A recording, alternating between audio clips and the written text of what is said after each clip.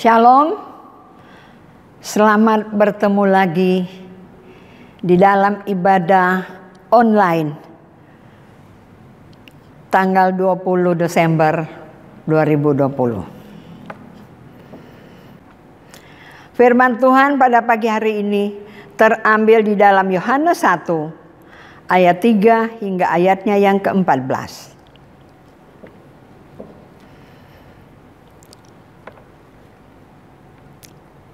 Firman yang telah menjadi manusia.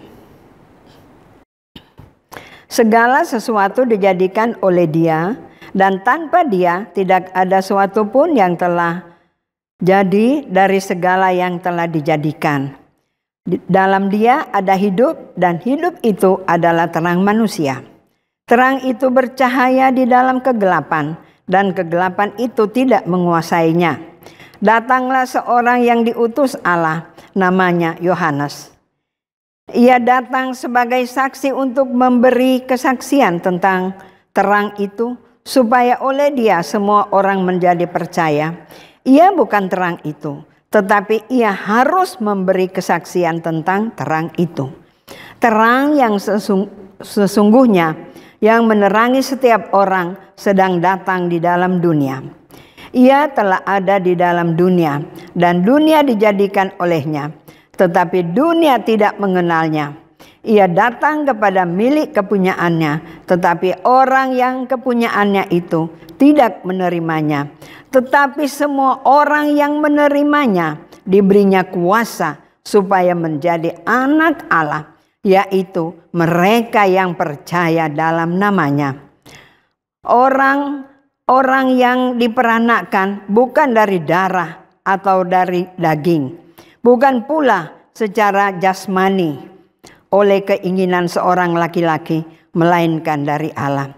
Firman itu telah menjadi manusia dan diam di antara kita, dan kita telah melihat kemuliaannya, yaitu kemuliaan yang diberikan kepadanya sebagai anak tunggal Bapa, penuh kasih karunia dan kebenaran. Sampai demikian jauh pembacaan firman Tuhan pada pagi hari ini. Yang berbahagia ialah mereka yang membaca serta mendengar dan melakukan firman Tuhan. Amin. Mari kita berdoa. Bapa Sorgawi, di minggu Advent yang terakhir pada bulan Natal ini, kembali pula kami datang ke hadapan hadirat-Mu. Kami mengucap syukur dan berterima kasih untuk waktu yang Tuhan berikan kepada kami. Kami boleh berada di rumah-Mu Tuhan untuk mendengarkan sabda-Mu yang agung dan mulia. Oleh sebab itu Tuhan, pakailah hamba-Mu yang tidak layak ini Tuhan. Engkau sembunyikan dia di belakang salib-Mu. Biarlah firman yang disampaikan boleh menjadi berkat bagi kami semua yang mendengar. Terima kasih Bapa. Di dalam nama Tuhan Yesus, sumber firman yang hidup, kami berdoa. Amin. Shalom saudara. Puji Tuhan kita bertemu lagi di bulan Desember ini. Bulan Natal ini. Biasanya bulan yang penuh dengan kesibukan. Tapi karena pandemi, kita merayakan Natal seadanya. Bukan perayaannya, tetapi hati kita bersuka cita karena kita kembali memperingati hari kelahiran Tuhan Yesus datang ke dalam dunia untuk mencari dan menyelamatkan manusia.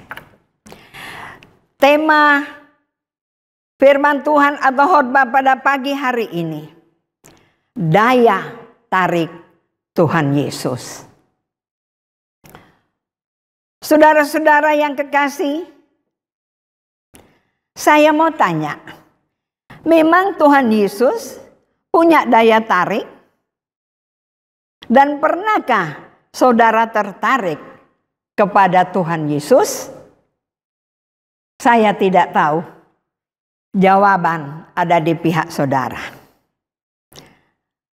Mari kita ikutin pemberitaan firman Tuhan ini, supaya kita tahu apa daya tarik Tuhan Yesus terhadap manusia, terhadap saudara dan saya.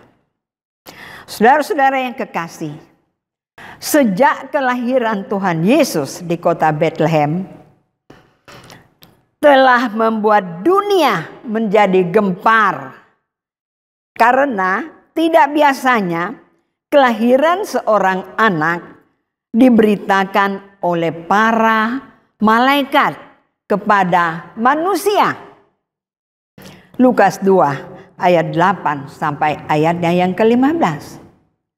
Kita melihat bagaimana malaikat Gabriel datang mengunjungi Maria dan memberitahukan tentang berita kelahiran Tuhan Yesus. Sesudah itu, malaikat yang sama kembali mengunjungi para kawanan gembala yang sedang menjaga ternaknya di padang Efrata. Kembali berita kelahiran Yesus diberitahukan. Kemudian diberitakan oleh Allah melalui tanda alam, yaitu bintang sebagai penunjuk bagi orang Majus. Matius 2 ayat 1 sampai ayatnya yang ke-12. Kita melihat bahwa kelahiran Yesus gempar, baik untuk Maria yang adalah gadis yang lugu dan sederhana, juga para gembala yang hanya menjaga ternak. Teristimewa, menggemparkan juga para kaum intelek, yaitu para Majus, yang adalah ahli ilmu perbintangan. Pada waktu mereka melihat ada bintang yang ada di timur, mereka bingung, apa ini? Ada apa ini? Kemudian mereka mengambil buku dan mereka mencari, oh, raja lahir. Bukankah dunia menjadi gempar? Nah, saudara, jika hal ini dilakukan,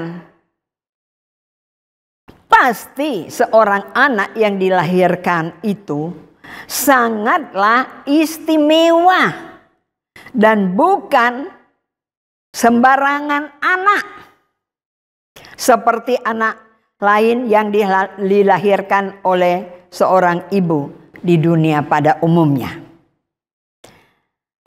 Ketika Tuhan Yesus bertumbuh sebagai seorang anak sampai ia menjadi tunas remaja dan remaja, kita melihat hal ini sangat menarik. Sangat menarik perhatian banyak orang, termasuk para imam Yahudi dan para ahli Taurat. Dalam hal ini, apa yang menarik perhatian para imam dan para ahli Taurat? Pengetahuannya tentang kitab suci. Dia masih tunas remaja, baru kelas 5-6 kalau ukuran manusia sekarang ini. Tapi dia begitu mahir di dalam kitab suci. Pada waktu mereka mengunjungi Bait Allah, di sana Orang tuanya kebingungan mencari di mana anak mereka yang masih tunas remaja itu. Akhirnya ditemukan sedang bersoal jawab dengan para imam dan para ahli Taurat di bait suci. Lukas 2 ayat 41 hingga ayat yang ke-52. Sudah begitu saudara, banyak para ahli dari abad ke abad dan dari waktu ke waktu mengadakan penyelidikan dan penelitian dengan seksama tentang pribadi Tuhan Yesus. Ternyata Tuhan Yesus atau pribadinya memiliki daya tarik yang luar biasa. Bahkan ketika zaman yang sudah canggih seperti saat ini, masih banyak manusia dari bermacam-macam golongan secara serius mereka tertarik untuk mencari tahu siapakah sebenarnya Tuhan Yesus itu. Siapakah Tuhan Yesus itu sesungguhnya? Apakah dia seorang manusia biasa? Ataukah dia seorang nabi? Ataukah dia seorang imam? Atau seorang raja? Atau memang Tuhan Allah yang turun menjadi manusia? Nah, bagaimana Alkitab bisa menyaksikan kita dan manusia pada umumnya bahwa Tuhan Yesus itu adalah Allah sendiri yang datang ke dalam dunia untuk menjumpai manusia ciptaannya dan melepaskan manusia dari belenggu penderitaan karena dosa-dosanya. Saudara-saudara, di manakah kita bisa menemukan dan diyakinkan tentang pribadi Tuhan Yesus yang sedemikian istimewa dan menjadi daya tarik manusia di seluruh dunia dari zaman dahulu sampai zaman saat ini? Alkitab mencatat, mari kita melihat di dalam Yesaya 9 ayat 5 hingga ayatnya yang ke-6. Sebab seorang anak telah lahir untuk kita, seorang putra telah diberikan untuk kita. Lambang pemerintahan ada di atas bahunya, dan namanya disebutkan orang Penasehat Ajaib, Allah yang perkasa, Bapa yang kekal, Raja damai. Besar kekuasaannya dan damai sejahtera tidak akan berkesudahan di atas tahta Daud dan di dalam kerajaannya. Karena ia mendasarkan dan mengokohkannya dengan keadilan dan kebenaran dari sekarang sampai selama-lamanya. Kecemburuan Tuhan semesta alam akan melakukan hal ini. Saudara-saudara, Yesaya menyebutkan tentang identitas pribadi Tuhan Yesus jauh-jauh hari sebelum dirinya dilahirkan ke dalam dunia ini. Kalau kita melihat ada 4 nama yang menamai dirinya sebagai Mesias. Ini menurut Yesaya. Yang pertama, Penasehat Ajaib. Kemudian yang kedua, Allah yang perkasa. Dan yang ketiga, Bapa yang kekal. Dan yang keempat, Raja damai. Saudara-saudara, menyimak Kalau kita menyimak gelar yang dimiliki oleh Tuhan Yesus, kemahakuasaannya yang melekat pada dirinya, pasti Tuhan Yesus itu adalah seorang yang sangat istimewa yang pernah ada di dalam dunia ini. Saudara-saudara, adakah seorang anak jauh-jauh sebelum ia dilahirkan di dalam dunia ini sudah diumumkan gelarnya oleh Tuhan Allah melalui para nabi yang menjadi utusan Allah? Pernahkah saudara mendengar? Tidak ada, bukan? Tidak ada. Dari dunia yang masih kuno, zaman batu, sampai dunia yang secanggih seperti saat ini. Di kota besar, kota kecil, tidak ada, saudara. Yang ada hanyalah Tuhan Yesus. Makanya dia adalah pribadi yang sangat istimewa, yang punya daya tarik untuk saudara dan saya. Kemudian yang kedua, Yohanes 1 ayat 1 hingga ayat yang ketiga. Pada mulanya adalah firman.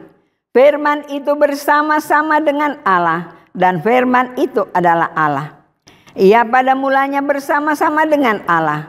Segala sesuatu dijadikan oleh Dia, dan tanpa Dia tidak ada suatu pun yang telah jadi dari segala yang telah dijadikan. Ayat yang ke-14.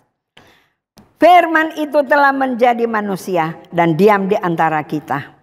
Dan kita telah melihat kemuliaannya, yaitu kemuliaan yang diberikan kepadanya sebagai anak tunggal Bapa, penuh kasih karunia dan kebenaran. Saudara, Yohanes menyebutkan bahwa Tuhan Yesus itu adalah firman atau sabda Allah yang menjelma menjadi manusia. Firman itu pada mulanya ada bersama-sama dengan Allah. Dan oleh firman itulah dunia dengan segala isinya termasuk manusia diciptakan dengan proses penciptaan dunia ini dan segala yang ada di dalamnya. Disitulah Tuhan Yesus terlibat langsung sampai seluruh proses penciptaan selesai. Saudara, Tuhan Yesus ada bukan karena ia diciptakan Allah. Tuhan Yesus ada bukan karena diciptakan Allah. Sama seperti kita. Kalau kita kan diciptakan. Tapi kalau Tuhan Yesus tidak. Akan tetapi Dia itu adalah Tuhan Allah. Jadi Yesus itu adalah Allah, Sang Pencipta itu sendiri. Sekarang sabda Allah, yaitu Sang Pencipta, Tuhan Yesus sendiri telah datang ke dunia sebagai manusia. Allah yang penciptakan langit dan bumi serta segala isinya. Dia datang ke dalam dunia menjadi seperti manusia. Ia bergaul dengan manusia. Bahkan ia menjadi sahabat manusia. Bahkan Tuhan Yesus menjadi penolong manusia. Dan dia mengajar manusia tentang segala kebenaran yang berasal dari Tuhan Allah. Mengapa saudara? Itulah Yohanes 3 ayat yang ke-16. Karena begitu besar kasih Allah akan dunia ini, sehingga ia mengaruniakan putranya yang tunggal, supaya barang siapa yang percaya kepadanya, ia tidak binasa, melainkan beroleh hidup yang kekal. Saudara bisa membayangkan, raja di atas segala raja, dia datang menjelma sebagai manusia. Dia bergaul akrab, bergaul karib dengan manusia. Oh, dia menjadi sahabat, penolong yang setia. Bahkan ia mengajarkan tentang kebenaran. Oh saudara, apa yang kita lakukan? Saudara tertarik dengan Tuhan Yesus? Apa yang dia sudah lakukan? Itu menarik hati saudara?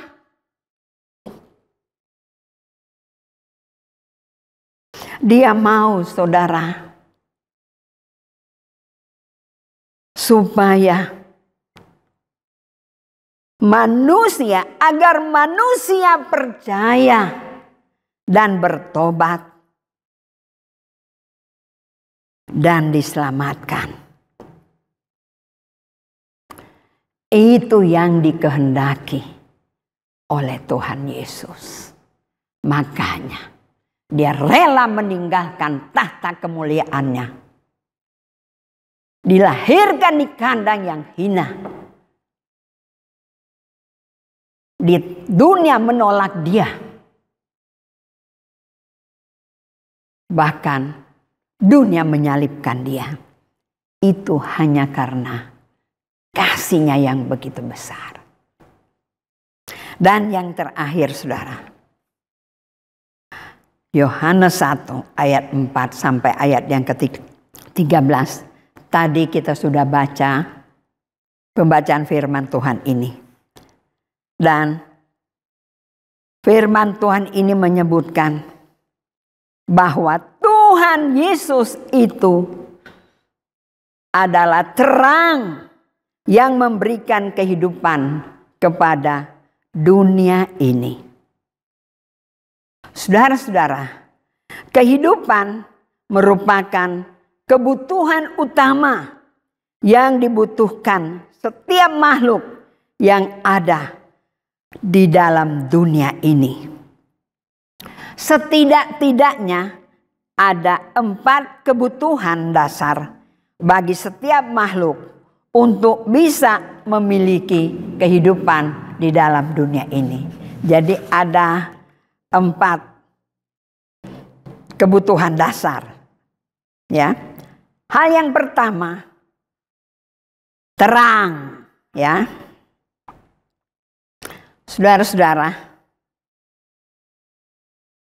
jika tidak ada matahari sebagai benda penerang yang memberikan sumber kehidupan, apakah tanaman bisa hidup? Tanaman bisa hidup tanpa ada sinar matahari? Saya percaya tanaman tidak akan bisa hidup, dia akan mati. Saya suka bercocok tanam, saudara. Dan kalau tanaman tidak kena sinar matahari, nanti dia jadi kerdil. Lama-kelamaan dia mati. Manusia saja harus kena matahari. Dia harus berjemur. Baik bayi, juga anak-anak, remaja, pemuda, bahkan lansia seperti saya. Apalagi dalam situasi COVID-19, katanya harus kena sinar matahari. Tanpa ada sinar matahari, tanaman tidak bisa bertumbuh. Yang ada, so pasti mati. Tidak ada kehidupan. Kalau tadi terang, kemudian udara. Udara, kita juga membutuhkan udara, membutuhkan oksigen setiap saat, bukan? Tanpa ada oksigen, manusia juga tidak bisa hidup. Kemudian, hal yang dibutuhkan lagi, air. Tanpa air, manusia juga tidak bisa hidup, bukan? Manusia perlu air. Bahkan di dalam tubuh kita, kalau tidak salah, 90% ini cairan. Perlu air untuk mandi, untuk minum, dan sebagainya. Dan yang terakhir, makanan. Tubuh kita perlu dikasih makanan. Katanya makan 3 kali. 1 hari makan 3 kali. Makan pagi, makan siang, dan makan malam. Nah, saudara, Tuhan Yesus telah memberikan kebutuhan dasar bagi setiap makhluk agar kita bisa memiliki kehidupan di dalam dunia ini. Yaitu tadi, terang atau matahari, kemudian udara, air, dan makanan. Nah, seluruh kebutuhan untuk persyaratan seseorang bisa memiliki kehidupan ini, itu ada di dalam diri Tuhan Yesus. Hal yang pertama, Tuhan Yesus adalah terang dunia. Yohanes 8 ayat yang ke-12. Kemudian Dia memberikan nafas kehidupan kepada kita. Yohanes 3 ayat yang ke-8. Saya bacakan Yohanes 3 ayat yang ke-8. Angin bertiup kemana ia mau, dan engkau mendengar bunyinya, tetapi engkau tidak tahu dari mana ia datang atau kemana ia pergi. Demikianlah halnya dengan tiap-tiap orang yang lahir dari roh. Kemudian Yohanes 20 ayat yang ke-22. Dan sesudah berkata demikian, ia menghembusi mereka dan berkata, terimalah Roh Kudus. Jadi dia memberi nafas kehidupan kepada saudara dan saya. Dan yang ketiga, Tuhan Yesus adalah air kehidupan yang ditawarkan kepada manusia. Yohanes 4 ayat yang ke-10. Dan bisa dilanjutkan 13 sampai 14. Dan Yohanes 7 ayat 37 hingga 39 yang mengatakan Tuhan Yesus adalah air kehidupan. Dan yang keempat, Dia adalah roti hidup yang turun dari sorga. Yohanes 6 ayat yang ke-35. Makanya kalau tadi secara jasmani, terang, udara, air dan makanan. Nah, kita melihat hal ini semua ada di dalam pribadi Tuhan Yesus. Bukankah hal ini sangat menarik di dalam kehidupan Tuhan Yesus? Dan yang terakhir saudara, Tuhan Yesus sendiri adalah jalan kebenaran dan kehidupan. Yohanes 14 ayat yang ke-6. Dia adalah jalan kebenaran dan kehidupan. Tak seorang pun sampai kepada Bapa kalau tidak melalui aku. Akulah jalan kebenaran dan hidup. Saudara tertarik akan firman Tuhan ini? Ini Tuhan Yesus sendiri yang memberitahukan. Sudahkah engkau memiliki jalan kebenaran dan hidup? Saudara tidak akan sampai kepada Bapa kalau saudara tidak memiliki kebenaran itu, yaitu Tuhan Yesus.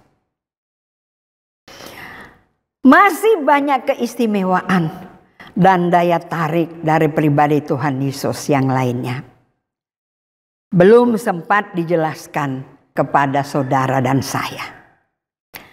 Paling tidak ada 3 penjelasan di atas tadi. Pasti menjadikan setiap orang, yaitu saudara dan saya, terangsang untuk mencari tahu siapakah sebenarnya atau siapakah sesungguhnya Tuhan Yesus itu, dan bukan hanya sekedar untuk mencari tahu saja saudara. Apa artinya kita tahu tapi tanpa kita memiliki Dia, tanpa kita mengundang Dia masuk di dalam hidup kita. Sebentar lagi kita akan merayakan hari Natal. Kita akan memperingati hari kelahirannya ke dalam dunia ini. Apalah artinya Natal? Kalau Yesus sendiri belum ada di dalam hidup kita, untuk apa kita merayakan Natal? Kalau Yesus sendiri masih ada di luar hidup kita, saya mau beritahukan, tidak ada gunanya saudara. Hendaknya kita introspeksi diri kita. Kadangkala kita, mau merayakan Natal kok pandemi. Saya tidak bisa pergi cari baju baru, tidak bisa buat ini, tidak bisa buat itu. Biasanya di gereja rame-rame harus buat ini, buat itu. Saat ini, apa yang harus lakukan? Oh saudara, tidak usah disesali. Yang paling penting, sudahkah daya Tuhan Yesus itu sudah menarik kehidupan saudara? Sudahkah saudara membuka hati, mengundang Dia Sang Putra Natal itu untuk merayakan Natal di dalam situasi pandemi ini? Masih ada satu hal lagi yang perlu kita belajar dari Tuhan Yesus, ya. Dia adalah lemah lembut. Dia tahu saudara, pada waktu saudara merayakan Natal tahun ini, ya. Waduh, Tuhan, saya mau beli daging saja enggak bisa, Tuhan. Saya sudah di PHK. Saya enggak bisa beli baju baru, Tuhan. Beras saya tinggal 5 kilo, Tuhan. Enggak sampai untuk tahun baru. Oh, Tuhan Yesus tahu saudara. Dia tahu pergumulanmu. Dia tidak mau saudara depresi, saudara stres, akibatnya depresi. Dia tidak mau. Oleh sebab itu di dalam Matius 11 ayat 28, di sana dia katakan, marilah kepadaku, hai kamu yang berbeban berat. Aku akan memberikan kelegaan kepadamu. Tuhan Yesus menawarkan kepada saudara, mari serahkan seluruh pergumulan hidupmu. Dan buka hatimu. Terimalah dia, Sang Putra Natal. Masuk di dalam hatimu. Menjadi Tuhan dan Juru Selamatmu secara pribadi. Dia menunggu saudara. Selamat merayakan Natal. Tuhan memberkati. Mari kita berdoa. Tuhan Yesus, Sang Putra Natal, kami mengucap syukur ya Bapa. Kalau kami boleh mendengarkan kebenaran firman-Mu, daya tarik-Mu Tuhan. Terima kasih Tuhan, sampai saat ini masih banyak orang yang terus mencari dan mencari. Mereka punya daya tarik tersendiri. Kami rindu Tuhan, tolonglah jamah hati mereka Tuhan, supaya mereka bukan hanya bertemu, bukan hanya tahu siapa Yesus itu, tetapi Engkau sungguh-sungguh lahir di dalam hidup mereka. Biarlah mereka boleh bertemu dengan Engkau secara pribadi Tuhan. Tolonglah ya Tuhan. Biarlah Wahyu 3 ayat 20 boleh berlaku terhadap saudara-saudara kami yang sedang di dalam keputusasaan, yang sedang berada di dalam persimpangan jalan. Mari Tuhan, biarlah Engkau Sang Putra Natal itu sumber air kehidupan, sumber terang, sumber roti hidup. Mari Engkau bertemu dengan mereka. Terima kasih Tuhan. Terima kasih Tuhan Yesus. Kami mengucap syukur untuk kebenaran firman-Mu. Di dalam nama Tuhan Yesus kami berdoa. Haleluya. Amin.